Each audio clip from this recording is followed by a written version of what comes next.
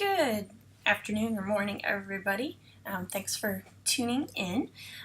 Today I wanted to talk a little bit about England and sort of some things about the England, United Kingdom that I want you to understand before we head over there. We're not going to get deep into history and things like that. I know some people are very interested in that, but in terms of your time, I didn't want to take up too much. So I did want to tell you that after watching this video, you are to send me an email with the most interesting thing that you take away from this video, okay? So I will be looking for that email from you sometime on Wednesday when you do your next news sort of update. All right, so to get started, most of you know what England is. It's part of the UK. You can see that it takes up the majority of the UK. It's the largest part, and it's sort of broken up into sort of these districts of different things, and we've heard of them. You know, Sussex, Cornwall, Durham, Yorkshire, Norfolk, Suffolk. We've heard a lot of those. You may notice that some of them actually Hereford, Shropshire, Suffolk. Some of those are Dorset, are things that we hear with livestock as breeds of livestock because they've come from or originated in some of these areas. So something to think about. England is 74 times smaller than the US, okay, and it has around 2,000 miles of coastline, so it's very, very much an island. You know, because no place in England is more than 75 miles from the coast. So yes, throughout the time, we will be no more than 75 miles from the coast. We just may not necessarily get there. The longest river is the Thames River. You've probably heard of that, but you probably haven't heard of Scafell Pike, which is the highest mountain in England. Obviously, the capital of England is London, and that's sort of where we're going to base ourselves. We're going to start in London and sort of move up through England up into Scotland. Okay, now the UK is made up of England, Wales, and take that back, sorry. England, Scotland, and part of Ireland. That is the UK. The sort of Britain also sort of includes Wales. So there's some differences there. You know, UK has a lot of very famous structures, some of which we will visit.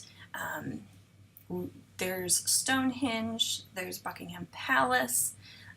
This is one of the famous bridges there in London. There's the thing like the Eye, which is a large Ferris wheel. Big Ben, which actually is named the Elizabeth Tower, not Big Ben. Big Ben is actually the bell inside the tower. So we'll definitely be visiting Buckingham Palace and Stonehenge, but your extra time, you might be able to go see some of these other places. So this is the flag that we tend to associate with the UK. It is the flag for the United Kingdom. However, this is the flag for England. If you look, what they do, they call the flag the Union Jack or the Union flag because it's the union between Scotland, Ireland, and England. So if you look at it, England is sort of the St. George's Cross. Then you get St. Andrew's Cross from Scotland and St. Patrick's from Ireland, and that makes sort of that Union Jack. And when we talk about the UK and Britain, we tend to see that Union flag. You don't necessarily see the England flag that much. We'll see the Scotland flag definitely along roadsides, but England, we may not see that quite as much as we will, except for like at castles and things. You know, many people claim that that flag should only be called the Union Jack when it's on a warship, but others say that it should be called that at all times. So something to think about. So government, this is where, so Westminster Abbey, where the Parliament is housed. And government in England, there is no actual English government. The government is the United Kingdom. So there's all government for the UK comes out of London at this place. And it's called a constitutional monarchy and a parliamentary democracy because they do have a monarchy, a family who is the king, the queen, and sort of plays that role in the governmental policy. But they also then have a parliamentary democracy, which is similar to what we have in the US, where there's elected officials. So Queen Elizabeth is the head of state, Queen Elizabeth II currently, and so she's the head of the monarchy. And then we have an elected official, David Cameron, who is the current prime minister, and so he is elected and he sort of oversees parliament. So if you think about a law going through the US, it goes through the House, the Senate, and then on to the President. And it's very similar in the UK, where it goes through the House of Commons, the House of Lords, and then ultimately to the monarchy. So the Queen then has that sort of that last say, signature on any bills or any large things that are happening there in the UK. Just so you have some point of reference, obviously Queen Elizabeth, we've all seen or heard about her, Prince Philip. We're going to go visit their home. Next in line is Prince Charles. He did have a wife, Princess Diana, and had 2 children who I'm sure you've heard of, Prince William and Prince Harry. Prince Charles is next in line, followed by Prince William, and then followed by Prince Harry. Charles has remarried Camilla, but he also has brothers and a sister, Prince Andrew, Prince Edward, and Princess Anne. And so sometimes you'll hear about their children throughout. But typically, you're hearing about William and Harry. So we're going to hear those names a lot. We will see where William and his wife Kate got married. We'll see where these guys live. And you'll be able to tell if they're currently at the castle or not. And some of the castles there are some of the only ones still in the UK that are being inhabited, the ones that they live in. So in terms of London as a city, London is the largest city in Europe with over 7 million people. So it's huge. The population in England alone was 53.8 million in 2013, with the UK having 64.1 million. So it goes to show you that the majority of the population throughout the UK is there in England and there in London. I threw this picture up. These are sort of that quintessential phone booth that I'm sure all of you will want to get the photo in, but you'll notice on phone booths they'll all have the crest of the monarchy, and we'll see signs along the streets that will also have the crest of the monarchy. It's very, very common throughout London.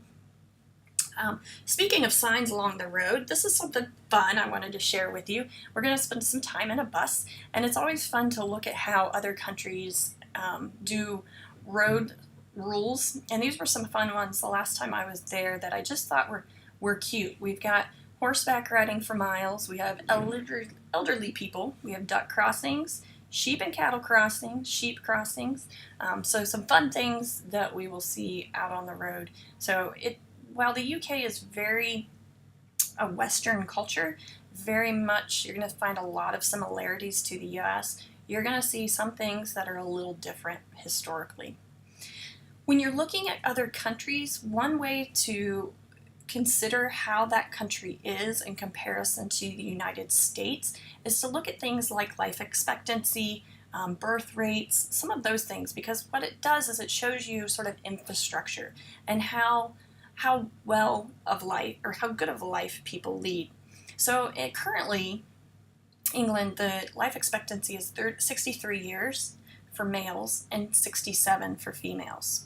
So, and for reference, in the US, it's 78 years. So we can see that while England is seen as a technology powerhouse, one of the leading first world countries along with the United States, they're still a little bit more behind in terms of medicine and things like that as they they're a little lower than what we are. Employment status, this is for the UK, but as I said, most of the UK is England. So, a young person's employment status partially depends on whether or not they're in full-time education, but what is interesting is sort of that unemployment rate for those who are in full-time education for people 16 to 24 is 0.265. Unemployed, not in full-time education, is 0.5. So a good majority of them are employed. Those who are in full-time education, obviously, most of them are inactive in terms of their employment status. You're all at that age when you're thinking about your future, so I thought it'd be fun to throw this in for you, some facts about England and Wales in terms of marriage. Weddings with people who are under 25 were very popular, very similar to the United States. Early on, you saw a large percentage of people getting married early. That a lot has to do with sort of that life expectancy. The lower the life expectancy rate, we tended to see people get married, have children much earlier. Now that our life expectancy rates are so high, we've seen those numbers drop off. And so the mean age for men and women is 36 and 34 to be married. So don't worry, you're safe while you're over there. Nobody's going to try and marry you. You're all still a little young. Average house prices in England, these are all in the European pricing. So it's 261 for England. So prices for homes obviously a little higher in England. It's a little more expensive to live in England, whether you're renting a house per week or having a mortgage. Okay, so it's interesting. It's just a little bit more expensive. Bigger cities, also bigger areas. England, we're going to see, and we'll talk about this a little bit more as we talk into Scotland and we talk about agriculture, but England's environmental policies are much, much stricter than what we see in the U.S. So I thought it was interesting for us to look at, what are the recycling rates? What are their emissions? What are some of the things they're doing? As we go through and we sort of talk a little bit more later on about some of these issues, you'll see that they've been very progressive in things like banning GMOs, animal welfare, things for the environment in terms of greenhouse gases, recycling, things such as runoff, how they treat the land. So in terms of household recycling, you can see that in England, 43%, in 2011, 2012 are recycling. I think if you looked at that same statistics in the United States, it would be much less. In terms of greenhouse gas emissions, obviously 77% of those are going to come from England because of being so much larger than the rest of the UK. In terms of electricity generation, they have a lot of windmills and things like that they're trying to find renewable resources just as much as we are. So of all the UK generated from renewable resources, most of it is coming from England. The countries sort of share the electricity, but England obviously has the largest share. So, we're visiting England and Scotland, the two largest. Looking at farming, England, 81% of UK's farming income comes from England, and sort of the land value or the value of even fish is large in the UK. However, you'll notice Scotland has a much more fishing industry than what England does. And I'm going to break out some of these commodities here for you in a second. It's important to look at, what type of farming we're going to see, how big is it in the economy. We're going to see that when we get to England and Scotland, it is much more integrated into the countryside. integrated into their lifestyle. You're going to see that it's still covered in the media. We're going to visit the Birmingham Post, and they still have agricultural reporters and put it in large parts of their publication because it is a very large industry. But I thought the sort of value of fish was interesting since England has so much coastline, but Scotland sort of rules that industry. So I wanted to show you, like I said, a couple of the commodities so you can see where we're at. Pigs, portion of pigs in England, the UK, so they've got total of around 4,000 head of show pigs, another 3,600 or so of gilts, and then another little 3,650 of other sows. And you'll see that fattening pigs are going up. So fattening pigs in terms of pig as a food source for inhabitants of the islands. So I wanted you to see this because in terms of the animals that we're going to see. So for those of us who are on the strip who aren't in agriculture per se, I did want to point out sows are female pigs, gilts are sort of male pigs, and then obviously other sows and fattening pigs. Sheep and lamb. Sheep and lamb, like I said, we've got 4,000, 3,000, 3,000. So that gives you 10,000 roughly head of pigs. We have 22.9 million sheep. So sheep is very large in England and in the UK. So sheep numbers are huge. There's majority are obviously female breeding sheep, but then they also have things like feeder lambs, market lambs that are going to go for food. But the wool industry is very large in England and Scotland, and we'll see that, especially when we go into Scotland. But we're going to see a lot of sheep. Also, dairy beef herds. We'll see a lot of cattle. You're going to see a lot of Herefords, different Brahma type bulls, cows. So dairy is 3.48 million. Beef tend to be a little less, 3.4 million.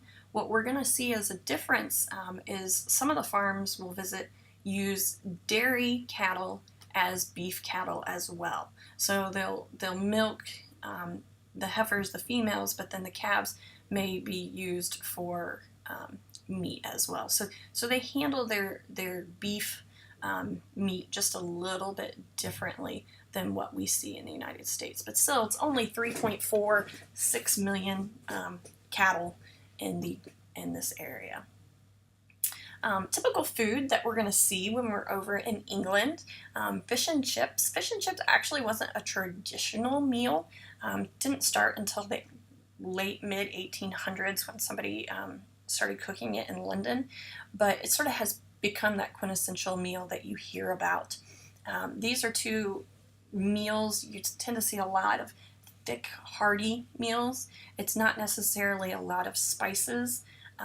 Because if you think about the historical factors of the UK, things that you've heard, it's just, they're very natural, healthy foods. You also get a lot of puddings in terms of desserts. So breakfast is going to be very similar to what we're used to, fried eggs, fried bacon, but they also do things like baked beans, mushrooms, fried tomatoes. So you're going to see some things on our breakfast menus that are a little different. In terms of, like I said, large meals, roast beef, pork, lamb, very large meats that you're going to see. And then, like I said, puddings in terms of dessert. But there will be some cakes and pies too. Sports, hopefully we'll get to see some sports around. Obviously, the national sport is actually cricket. It was started there in England, but most people would say football because football is huge. You've probably heard of Manchester United, Arsenal, or Liverpool. Those are the three large football teams there in England. We also are going to see rugby, golf being very popular in England. Both were started in England. Basketball is also popular, started in the UK, and then netball is also popular. And we can explain what netball is. Just a little, it's sort of like a mix between basketball and football. It's a little different, but something else that's popular. And I think netball is one that has more women in it than the other two. Golf, I said, was started in the UK, actually started in Scotland, and hopefully we'll probably drive by that course. It's a huge, beautiful course. England, huge in terms of art, music. You've had all of these in your history classes, so I don't want to go too in depth, as I said. But the big names, literature, we have Chaucer, Shakespeare. Those are ones that you're going to hear over and over. Obviously, we're going to visit Stratford of Avon, the birthplace of William Shakespeare. We'll see where he grew up, where his wife grew up, where his children lived. We'll see one of his actual theaters there, and we'll go see a play. Music, the UK music scene has had a huge influence across the country, across the world. Names that you will know from the 70s, Beatles, Rolling Stones, David Bowie, Elton John. The 80s, 90s, there was sort of a pop punk rock theme that came out of England. So we had Radiohead, Oasis, some of those types of bands. And then now we've got sort of that pop with that Ed Sheeran, One Direction, some of those. So they're continually being a force in terms of leading music, leading literature, leading arts. Another famous literature that has come out of the UK that I think many of you have some interest in, obviously, is the author from Harry Potter. And we'll actually get to see one of the coffee shops that she wrote that in when we're in Scotland. So that will be a lot of fun. A lot of inventions have come from England that you may not have realized. Things like steam engine, the steam locomotive, motors, cement. The first police force was actually in London. Tanks, television, radar. And in terms of communication, the World Wide Web was invented in 1989 by Tim Berners-Lee there in England. So they are a first world country. They've had a great impact in terms of technology, the advancement of business, as well as the advancement of art and literature. In terms of education, education is required for all children 5 to 16. So, there's 6 years of a junior high school, and then they'll transfer into a high school at age 11. So they're there until age 16. At 16, they can take a general certificate of secondary education.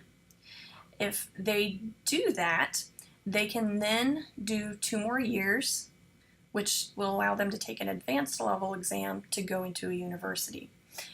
After they take that general certificate, if they decide to, they can then go into, they can leave schooling and go into their career. And a lot of times you'll see apprenticeships happening over there. So, at 16, they no longer have to go to school. They can then go into an apprenticeship and find a career for themselves.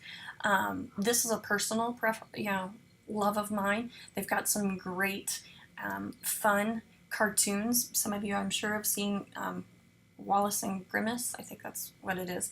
They've got a lot of sort of clay animation, and one of theirs, obviously, is Shaun the Sheep.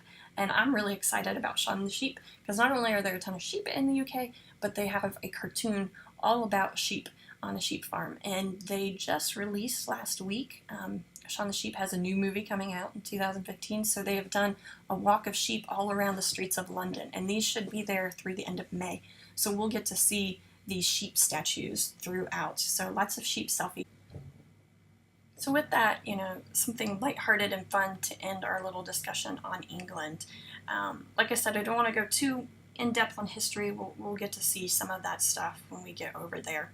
But just some little facts and figures to think about. Next week we'll talk about Scotland and also talk a little bit more about sort of agriculture and some of the environmental rules and agricultural rules that we'll see over there. And then the following week we'll look more sort of at their media, the BBC, some of their publications. So have a wonderful week, and if you get bored, YouTube Shaun the Sheep. I guarantee you'll enjoy their fun little cartoons. See you guys later.